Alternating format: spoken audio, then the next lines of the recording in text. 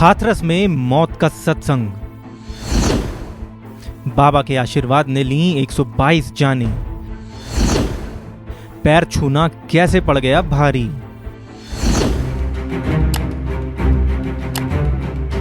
UP के हाथरस में बीते मंगलवार एक दर्दनाक हादसा हुआ। दोपहर के करीब 1 बजे हाथरस के फुलरई गांव में बाबा निराला साकार हरि के सत्संग में भगदड़ मच गई, जिसमें कुल 122 लोगों की मौत हो गई। मरने वालों में 111 तो केवल महिलाएं ही हैं, जिनमें 7 बच्चे भी शामिल हैं। बताया जा रहा है कि इस सत्संग में करीब 50,000 से ज्यादा लोग शामिल हुए थे। गौर करने वाली बात है कि मरने वालों में औरतें सबसे ज्यादा हैं। आखिर वजह क्या है इसके पीछे?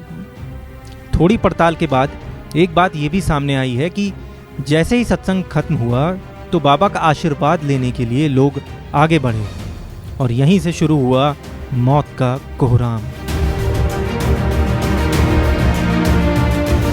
हाथरस के फुलरई गांव में हुए इस सत्संग में उत्तर प्रदेश, हरियाणा और राजस्थान से करीब 50,000 से ज्यादा श्रद्धालु शामिल हुए थे। बाबा की लोकप्रियता की बात की जाए तो इसका अंदाजा आप इसी से लगाइए कि बाबा का सत्संग सुनने के लिए 2.5 लाख लोगों की भीड़ उमड़ी थी।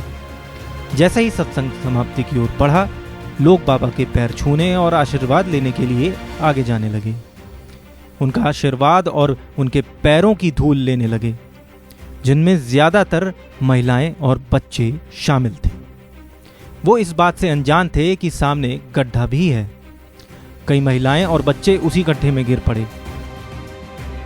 मौके पर मौजूद लोगों का कहना है कि उन्होंने देखा जो लोग गिरे वो दोबारा उठ नहीं पाए और भीड़ उनके ऊपर से ही गुजरती चली गई। इस पूरे हादसे में मरने वालों में सबसे बड़ी संख्या महिलाओं की है। मृत महिला श्रद्धालुओं में से अधिकांश की पहचान की जा चुकी है। इसके अलावा कुछ अभी अज्ञात भी हैं। सत्संग सुनने आई ज्यादातर महिलाओं की उम्र 40 साल से ऊपर बताई जा रही है। इनमें 40, 45, 50, 60 और 65 साल तक की महिलाएं शामिल हैं। हालांकि भगदड़ में जान गंवाने वालों में कुछ 20 से 22 साल की युवतियां भी हैं।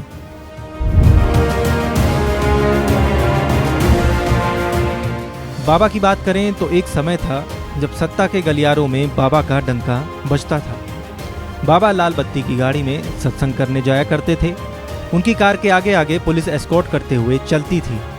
सत्संग में सेवा के लिए पूरी व्यवस्थाएं स्वयं सेवकों के हाथ में ही होती थी और सारे इंतजामात भी उन्हीं की तरफ से किए जाते थे। बाबा की लोकप्रियता गरीब और वंचित तबके के लोगों के बीच सबसे तेजी से बढ़ी।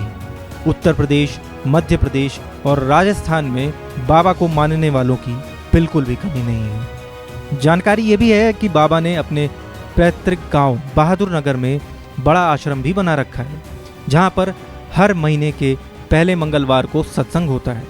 आखिर में सवाल ये कि 122 लोगों की मौत का जिम्मेदार कौन है? इस मौत के सत्संग की जिम्मेदारी किसकी होगी? सबसे अहम सवाल कि कहां है बाबा निराला साकार और कब होगी उसकी गिरफ्तारी? Bureau report, tele line.